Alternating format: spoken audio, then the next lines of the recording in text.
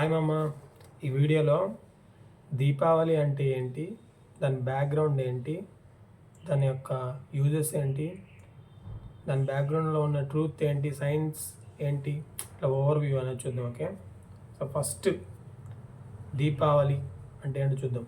దీప అంటే ల్యాంప్ అని, దీపం అని, వలి అంటే రో, సో రో ఆఫ్ లైట్స్ని దీపావళి అన్నారనమాట. అది కాలక్రమేణా మన జనాలు ఏం చేశారు, దీవాళిగా వాడుక భాషలోకి వచ్చింది. సో యాక్చువల్ పదం ఏంటంటే దీపావళి. ఓకే, సో దీపాలు అనే కాన్సెప్ట్ ఎందుకు వచ్చిందంటే, ఒకప్పుడు మనకి కరెంట్ ఉండేది కాదు కదా. సో ఆ పాయింట్ ఆఫ్ వ్యూలో వెలిగిస్తే అదొక వైబ్ అనమాట, ఇండియా వైడ్. సో అది కూడా ఎందుకు చేసేవాళ్ళు, సింబాలిక్గా మనం దాని యొక్క బ్యాక్గ్రౌండ్ అనేది తెలుసుకోవాలి. పిల్లలకి ఆ విషయం గుర్తుపెట్టుకోవాలనే ఉద్దేశంతో స్టోరీస్ చెప్పారనమాట చాలా రకాల. లైక్ రాముడు అయోధ్యకు తిరిగి వచ్చాడు, అందువల్ల సెలబ్రేట్ చేసుకున్నారని. కృష్ణుడు పోయి చంపేస్తే నరకాసురుని, ఆ నరక చతుర్దశి అనేది సెలబ్రేట్ చేసుకుని ఆ నెక్స్ట్ డే అని మళ్ళీ దివాళీగా సెలబ్రేట్ చేసుకున్నారని. ఇట్లా చాలా ఉన్నాయి.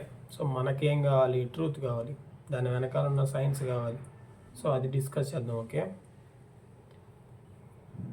ఇప్పుడు ఫర్ ఎగ్జాంపుల్ మీరు కొన్ని యానిమల్స్ గమనిస్తే, లైక్ బేర్ కానీ కొన్ని యానిమల్స్ ఉంటాయి, వింటర్ టైంలో హైబర్నేషన్ స్టేజ్లోకి వెళ్తాయి అనమాట, అంటే నిద్రపోతుంటాయి. అలానే మనుషులు బాడీ కూడా స్లో డౌన్ అవుద్ది వింటర్ టైంలో. సో అప్పుడేమవుతుంది, మనకు జనరల్గా వింటర్ టైం అనేది బాగా డిసీజులు రావడానికి ఎక్కువ అవకాశం ఉంటుంది. మీరు గమనిస్తే కొంతమంది మన ఫ్రెండ్స్ సర్కిల్లో కూడా ఈజీ వాళ్ళకి జలుబు రావడం, ఫీవర్ రావడం, చిన్న చిన్న డిసీజులు రావడం జరుగుతుంది. ఎందుకంటే వాళ్ళకి దివాళీ యొక్క బ్యాక్గ్రౌండ్ తెలియకపోవడం వల్ల, దాని వెనకాల ఉన్న సైన్స్ని వాళ్ళు క్యాప్చర్ చేసుకుపోవడం వల్ల వచ్చే సమస్యలు ఇవన్నీ. Got it. సో అందుకని లైటింగ్, ఆ దీపం పెట్టేటప్పుడు దానికి కూడా వాళ్ళు యూజ్ చేసే ఆయిల్ ఏంటంటే క్యాస్టర్, గ్రౌండ్ నైట్, ఇట్లా ఆర్గానిక్ ఆయిల్స్ యూజ్ చేస్తారనమాట. అవి హెల్త్కి మంచిది. దట్టు లైట్, స్పెషల్లీ ఫైర్ అనేది ఒక ఎలిమెంట్, పంచభూతాలు ఒకటి కాబట్టి మన బాడీలో కూడా దాని యొక్క పార్ట్ అనేది ఉంది కాబట్టి దానికి మనకి కనెక్షన్ అనేది ఉంది. అందుకే హోమాల్లో అక్కడక్కడ, ఈవెన్ హారతిలో వాటిలో యూజ్ చేస్తారు. అందుకనే ఫైర్ని ఈవెన్ చనిపోయిన తర్వాత రిచువల్స్లో కూడా యూజ్ చేస్తారు. సో సిగ్నిఫికెన్స్ అనేది ఉంది మనం దాని దగ్గర ఉన్నప్పుడు. దాన్ని ఇంబైబ్ చేసుకుంటే మనకి ఫైర్ ఎలిమెంట్ అనేది ఇంప్రూవ్ అవుద్ది అనమాట. సో అది ఒకటి. ఇంకోటి, దీని మెయిన్ ఏంటంటే health and wellbeing point of వ్యూలో చూస్తాం మెయిన్. అందుకోసమే ధన్వంతరి అనే గాడ్ని పూజిస్తారు అనమాట. ధన్వంతరి అంటే ఎవరు, ఈ ఆయుర్వేదకి సంబంధించిన సోర్స్ అనమాట. ఇప్పుడు ప్రజెంట్ మన మెడికల్ ఫీల్డ్లో చూస్తే ఎల్లోపతి డామినేషన్ అనమాట.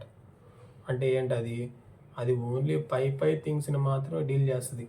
లైక్ ఇప్పుడు నీకు ఏదైనా బాడీ హీట్ అవుతుందని వెళ్ళావు అనుకో డాక్టర్ దగ్గరికి, నీకు హీట్ తగ్గడానికి మాత్రం వాడు మందు ఇవ్వగలుగుతాడు. దాని సోర్స్ ఏంటి, అది ఎక్కడి నుంచి వచ్చింది జబ్బు, దాన్ని కంప్లీట్గా డీల్ చేయలేడు అనమాట.